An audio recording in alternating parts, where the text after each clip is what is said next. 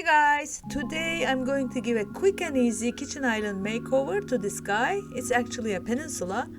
It's missing its baseboard and also there's this weird empty space. I'm going to install some shelves, and even though cabinets are new, I'm going to change their color. Stay tuned to see the whole process. I found a couple of cedar scrap wood pieces at my local lumberyard. They cost me nothing, which is great.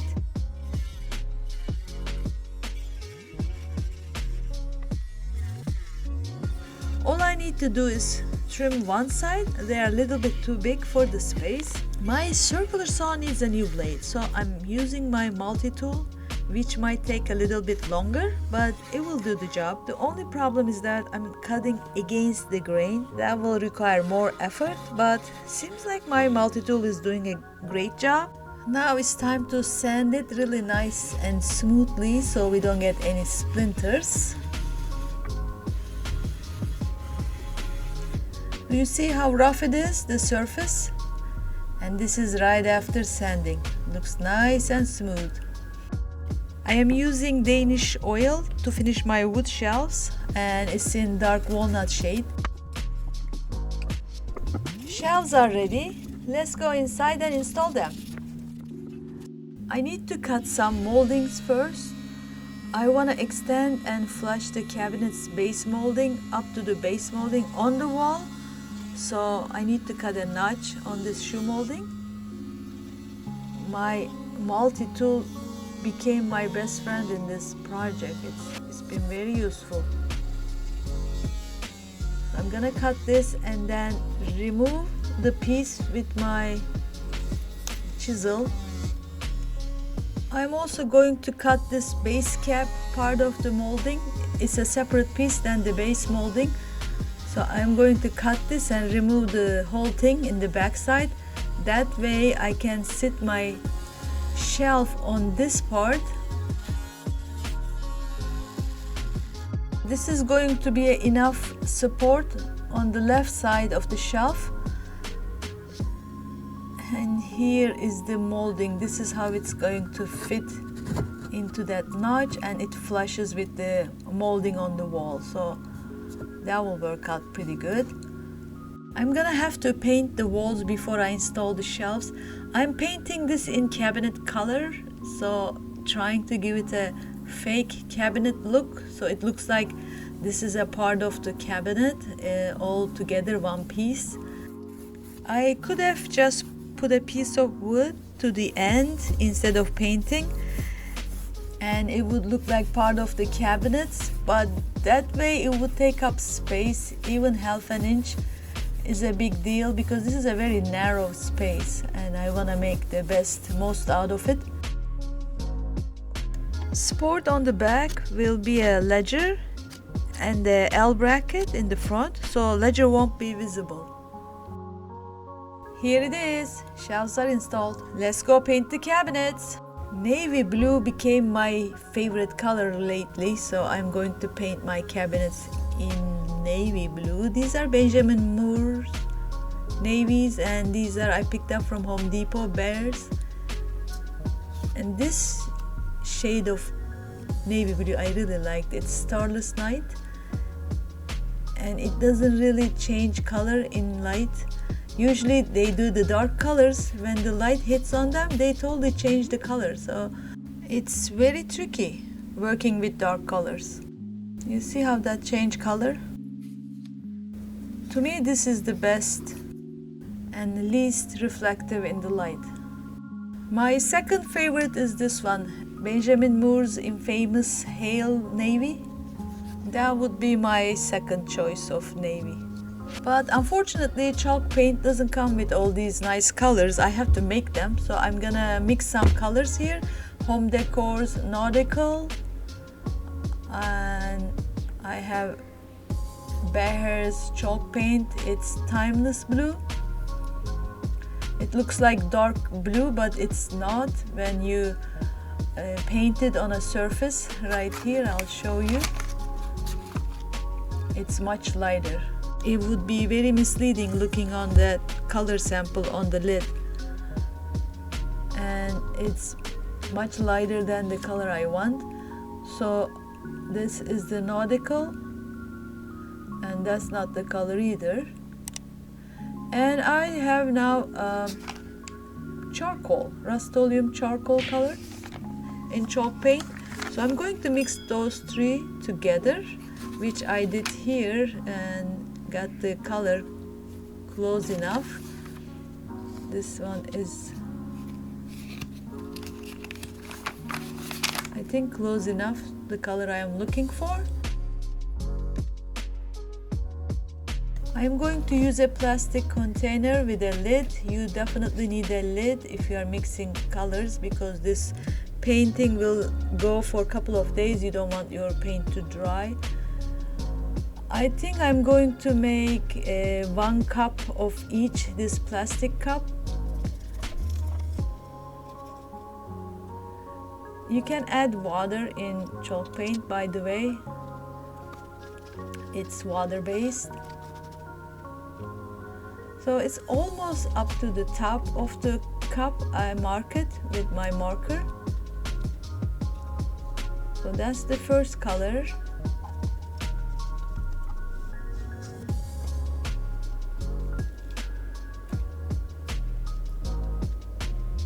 Again, same line, I'm gonna fill it up.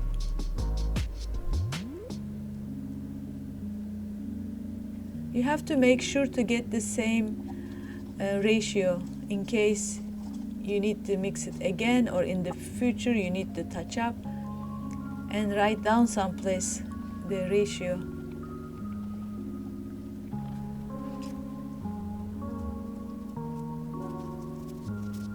And my last color would be charcoal, again 1 cup, almost 1 cup.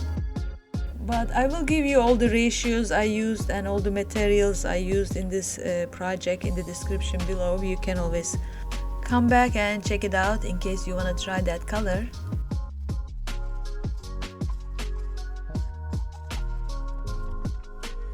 Now I have to mix it really good. 3 colors are mixing. It will take some good mixing. I'm going to remove one of the cabinet door and test the color on the inside surface.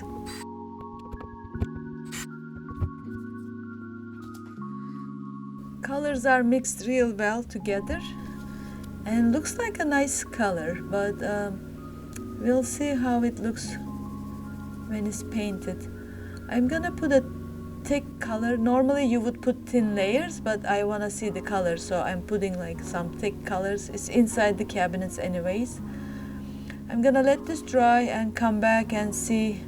Looks like light, looks like lighter than I want, but we'll see. So it dried and it was lighter, and I put some dark wax over here and like this to make it a little darker, but then I decided to darken it up with half more cup of charcoal paint and mix it up with my mixture. I'm hoping to get that darker look that I got it with the dark wax. So we'll see. I'm going to paint this area and let it dry again and come back and see. I'll just clean my brush. I think this time I got the color right. This is so close, perfect. I love the color. I'm very happy. Let's go paint.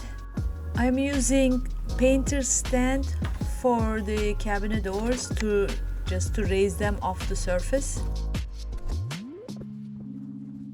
And I'm using 1/4" nap roller for smooth surfaces. I'm going to list all of these in the description below. You don't have to take a note. Please don't forget to give a thumbs up to this video and reach me in the comments if you have any questions. My dog is shedding. His fur is getting into paint. With the roller I get a really nice smooth finish. If I use the brush, I would see the brush mark probably.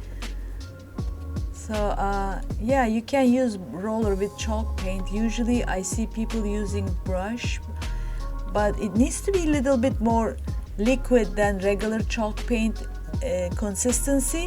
otherwise I don't think it will roll well. I did add a little bit of water into mine. Like I wet the roller before I start dipping it in the paint. I just wet the roller a little bit, and I do like the color a lot. Really nice color. So this was exactly what I was looking for. But I guess you can't really see the true color under this camera light. I'm going to let the first coat dry for a little bit and then come back for the second coat. My paint is dry, so I'm going to add the second coat now. When it dried, it changed the color. I'm just hoping to get a little bit darker shade than this, hopefully.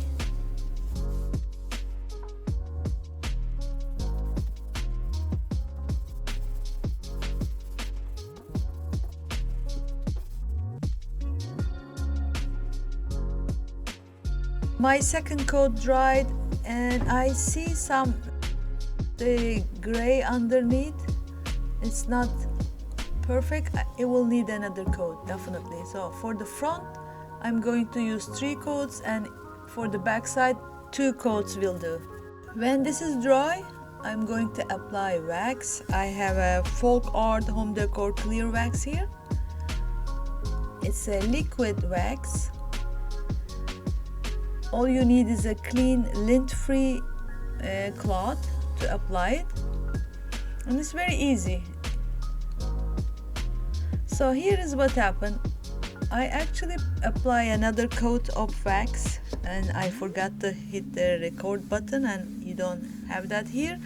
I use Behr's Wax Clear, but that's a hard wax and it kind of left some haze, and I wasn't happy, to be honest. I'm still kind of worried. I'm hoping this wax will cover that and get rid of that hazy look. I can always use mineral spirit to remove the wax, but I just don't want to take too much time for this project, and I'm hoping this clear wax will solve my problem. We are using wax as a protective coat to protect the paint. You can also use some kind of clear lacquer spray instead of wax. That might even be a better solution for cabinet doors. I already put 2 coats on the frame. Sorry about the look. I'm using this side of the cabinet as my pantry and extra storage for plates and stuff. So this is actually a 12-inch top cabinet. I use them as a base cabinet for an island. This is really great solution for kitchens with not enough storage place. I don't have a video of making this island. I wasn't making videos by then. This is an oversized island, well, peninsula rather. Other side has 24 inches base cabinet, and this side has 12 inches deep top cabinet. We made it a base cabinet by putting 2x4 support underneath. You can see the support. I don't have the cover yet, which I'm gonna put it today. First, I'm going to install these doors, and then I will get to that, putting the base molding to this island and finish it up finally. I have been meaning to finish this island, but I never got a chance. Finally, I'm so happy it's gonna be done. This video is part of a kitchen makeover. I've been updating my kitchen, and there's a playlist which I have a link right above here, and also at the end of this video I will leave you a link. So if you're interested, you can watch what other stuff I did in this kitchen. My last step would be installing this base plate. It's a very thin wood. I painted already. So I'm just going to put this in and I'll be done. All I have to do is shoot a couple of nails to do 2x4 in the back. It might be 2x6 actually. It's probably 2x6.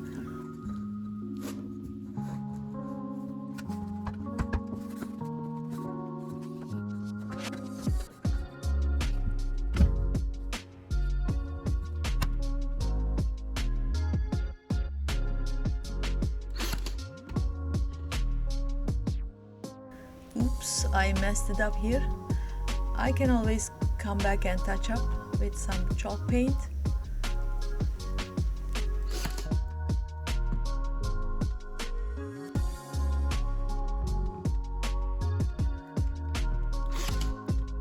Here it is. What do you think, guys? I do love how it came out, despite the haze. Like I said earlier, dark colors are risky, and it looks much darker than in person than in the video. I couldn't capture the right color in the video. You don't normally see the haze unless sun shines on it. Otherwise, it is nice, rich, dark navy blue. This little nook turned out very cute.